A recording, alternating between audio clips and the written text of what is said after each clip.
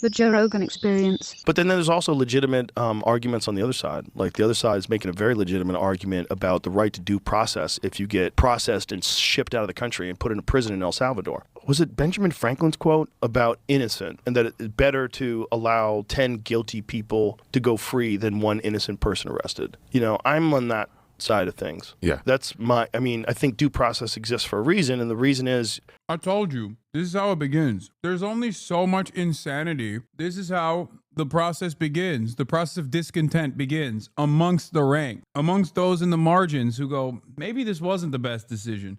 I still like Trump. I think he can restore order here and right this wrong. It is horrific for someone to be accused of something they didn't do, be imprisoned for crimes they didn't commit, and then live in a cell, live in a cage with a bunch of people who did commit shit. Like, we have to make sure that these people are actually guilty. Otherwise, we become monsters. You also have to deal with the fact that the current administration is dealing with the past administration allowing known bargaining. He's in the bargaining phase. I'm telling you, what you're watching is the bargaining phase of the process. He's like, oh, well, you know, all the previous lies that Trump told me that caused me to vote for him, I have to maintain are real and true, right? Otherwise, I have to recognize my mistake. That a lot of them they know got through. They don't know the exact numbers, but they know there's millions and millions of people illegally just walk through unchecked, and a bunch of them have to have criminal records. It doesn't help anybody on the progressive side to deny the fact that that's a real problem. And if it happens to your family, God forbid, I don't want it to happen to anybody's,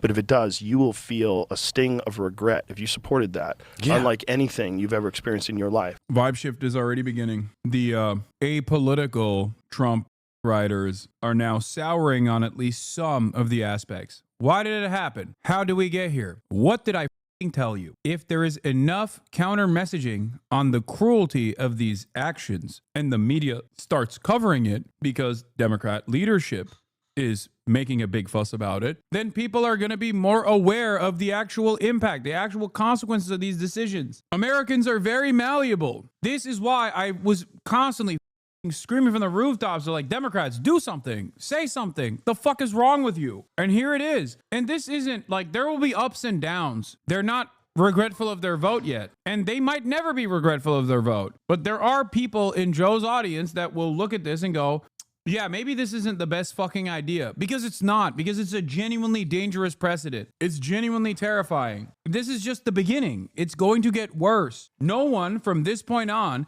is going to turn around and be like, no, actually, it's fine. It's actually cool. Yeah, it's really up. There will be Republicans that say it's cruel, unusual punishments, and I like it. But there are plenty of people in the margins that will not like this. And this isn't just about democracy or the democratic process or whether or not they'll ever vote for Trump again. I don't even know if there will be another election at this point. But the only way to stop that from happening is if there is an alternative out there.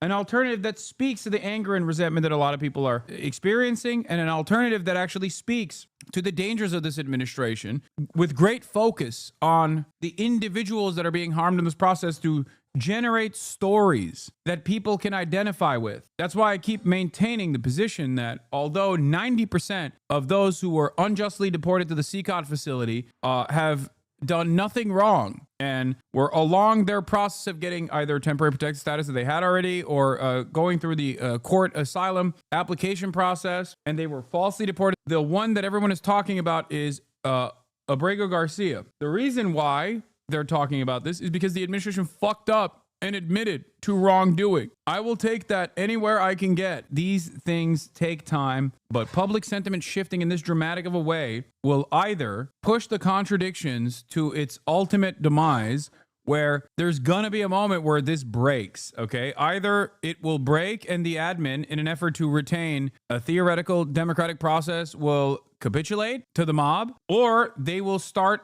a harder enforcement mechanism, a more fascist enforcement mechanism, which will cause people to fight back. To support one side of this, you have to deny some like basic human values. Either way, like to support just rounding people up and just assuming they're all gang members. I'm not saying they're doing that, but this is the worst case scenario. That the fact that that exists scares the shit out of me. But also the fact that they were just letting terrorists and gang members flow freely into the country is horrible. And when you talk about innocent people, what about the innocent people that got murdered, that were taking over those apartment buildings in Aurora, Colorado? And like, that's scary shit, man.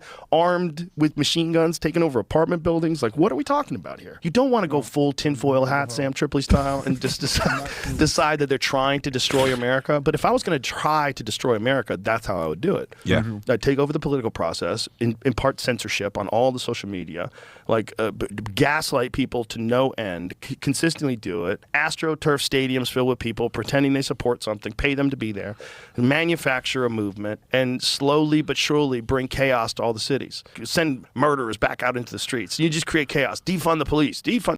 It's so funny because the underlying sentiment that Joe Rogan is demonstrating here is a hallmark of the Republican Party, which is to lie about shit that isn't happening in an effort to get your ridiculous agenda across successfully. And it's not that he's close, because he's literally doing that right now in defense of the Republican Party. It's so fucking stupid that if I heard someone say this to me in the wild, I would probably immediately call their family members and be like, your immediate family members experiencing a stroke. Not true. It's just literally not true. Okay. What a psychotic thing that they're claiming. The only evidence that's out there that is readily available for all to see is the exact opposite of this. It's the evidence that shows that this is incorrect. And previously, when someone said shit like this, they'd be on top of a soapbox outside of a goddamn subway station, and people would just be throwing coins their way to be like, all right, big guy, I hope you can, buy something fun with this. Now you get to be Joe Rogan and make $250 million a year entertaining these insane statements. And those insane statements are not even something that you came up with in a paranoid schizophrenic attack, but instead it's you regurgitating what the administration has said while they were campaigning successfully for office, and has continued saying since they assumed the role of the presidency. What the is going on? No wonder so many people that we know that we exist with in our day-to-day existence are psychotic at this point. Like, what the ask anyone that you know. Ask anyone that you know that entertains these kinds of insanities. Are you telling me that the previous administration, under the Biden administration, you genuinely think when someone did a or murder and they were found to be an undocumented migrant, that they just released that person? Like, just think, close your eyes for a brief moment and try to imagine that world. Like, that's what you think is going on. And the cops are also a part of this, by the way. The brave, bold, beautiful, the boys in the fucking blue, they also are powerless in the face of these woke judges. If you believe this, I can trick you into believing anything. You are the most easily tricked adult of all time. Now you have no police. Like, if I wanted to destroy America, I would do it this way. I mean, what you just described sounds like a plan from another place. At each other's throats, rather. Constantly have them fighting over political issues. Let's get rid of Roe v. Wade. They're a little too happy right now. Get rid of Roe v. Wade, then the liberals are up in arms. How, you motherfucker?